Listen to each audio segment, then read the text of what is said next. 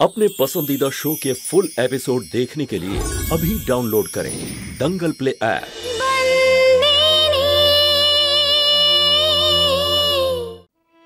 হ্যাঁ হ্যাঁ, আমি এটা টের পাচ্ছি পুরোপুরি। আমি বুঝতে পারছি যে তুমি দুঃখ পেয়েছো বিষয়টাতে, কিন্তু কাদম্বরীকে শাস্তি দিয়ে আমি নিজেও তো যথেষ্ট দুঃখ পেয়েছি। তার থেকে অনেকটা বেশি দুঃখ আমি এই বিষয়ে পেয়েছি যে আমাদের পরিবারের ঐতিহ্য সম্মানের ওপরও আজকে একটা বড় আঘাত করলো। কত আশা আমি লালন পালন করে যেতাম আমারই সন্তানদের প্রতি, কিন্তু কোনো একটা আশাও পূর্ণ হলো না। যেই কথা তুমি মেঘনাকে একদিন দিয়েছিলে আমি সেটা পূরণ করতে চেয়েছিলাম, কিন্তু কাদম্বরীর কারণে আজ আমি সেটা পূরণ করতে পারলাম না। যেটা করতে পারিসনি সেটা আফসোস করছিস, আর যে ভুলটা করেছিস সেটা কাদম্বরী না বলার শাস্তি তুই নিজেকে নিজে দিচ্ছিস। যদি এরকমটা হয়ে থাকে তাহলে সেটাই ঠিক মা। সন্তানের কাজকর্ম তার বাবা মায়ের ওপর দায়িত্ব বর্তায়, তাদের কোথাও ভুল রয়েছে, মানে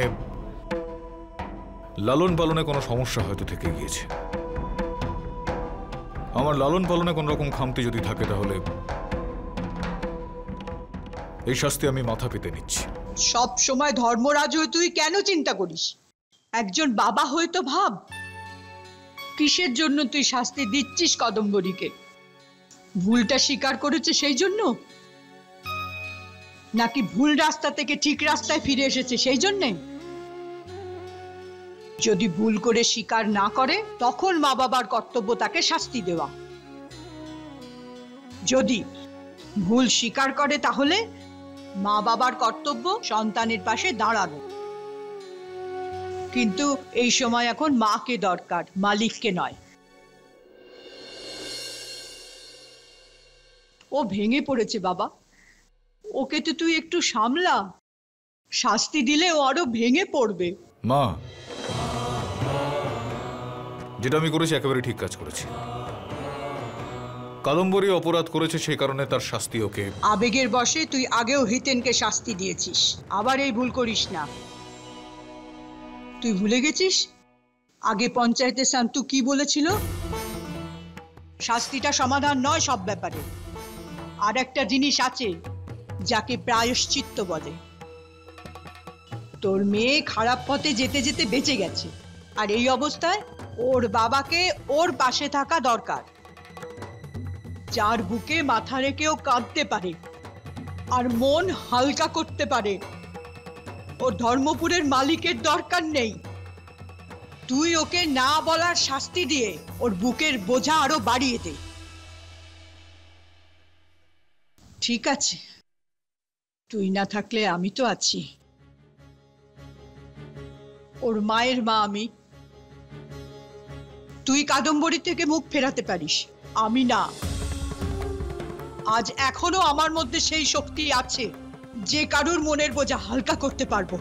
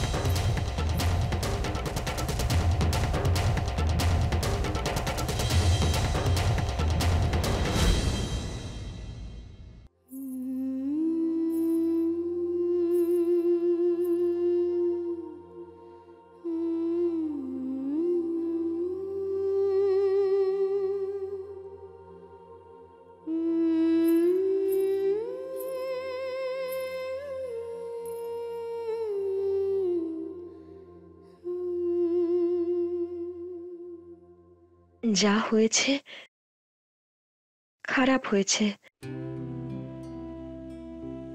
আর সব খারাপের পেছনে ভালো লুকিয়ে থাকে।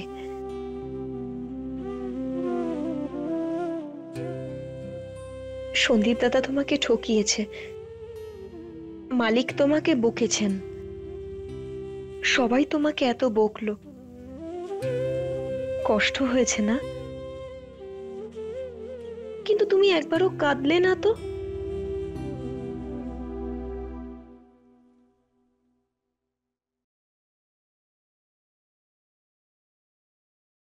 কথায় আছে যে কাঁদলে নাকি মনটা হালকা হয়ে যায়। একটু কাঁদো, মনটা হালকা লাগবে।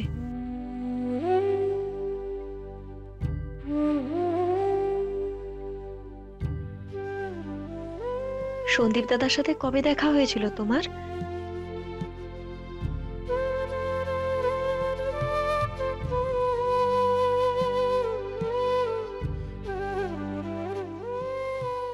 একবারের বেশি হয়েছে নিশ্চয়ই। আগে তোমরা ভালো বন্ধু হয়েছো, তারপর ভালোবাসা হয়েছে, তাই না? তুমিই বলতে না যে সন্দীপ দাদা তোমাকে আগলে রাখেন? কেউ যদি তোমার কথা নাও শোনে, সন্দীপ দাদা শোনেন তোমার কথা। হিতেন দাদা চলে যাওয়ার পর তুমি ওনাকে মনের সব ছোট বড় কথা বলতে।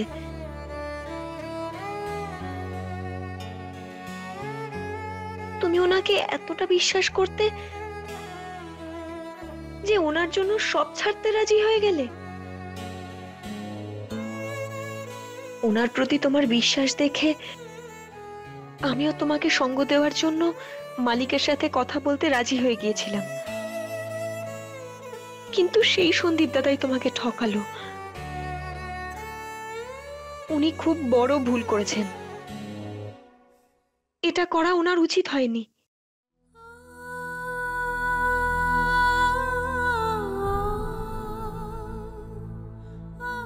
ও আমায় ঠকালো, আমায় মিথ্যে বলল নিজের বাবার জন্য। ওর কোনো দোষ নেই, এতে দোষ করেছে তো আমি ওকে বিশ্বাস করেছি। আমি বাবাকে এভাবে ঠকালাম, ওর জন্য নিজের পরিবারকে ঠকিয়েছি, সবাইকে অসম্মান করেছি আমি। মাঝে মধ্যে আমরা সবাই ভুল করে ফেলি, কিন্তু তার মানে এটা নয় যে আমরা সবাই ভুল। না, আমি ভুল করেছি। আমি বাবাকে এভাবে ঠকিয়েছি। আমার নিজের স্বার্থের জন্য আমি পরিবারের বিরুদ্ধে চলে গেলাম। তোমাকেও বুঝতে পারিনি।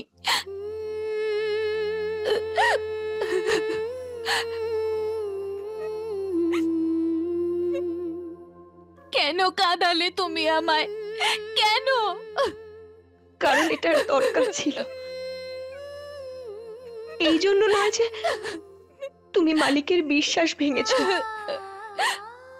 বরং এই জন্য যে তুমি সেই মানুষকে বিশ্বাস করেছো যে তোমার বিশ্বাসের যোগ্যই নয়।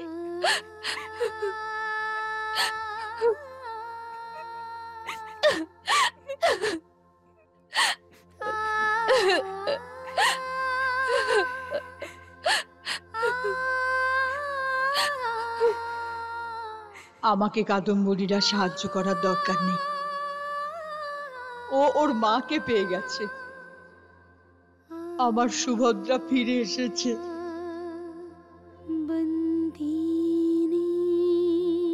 फुल एपिसोड देखने के लिए अभी डाउनलोड करें दंगल प्ले ऐप।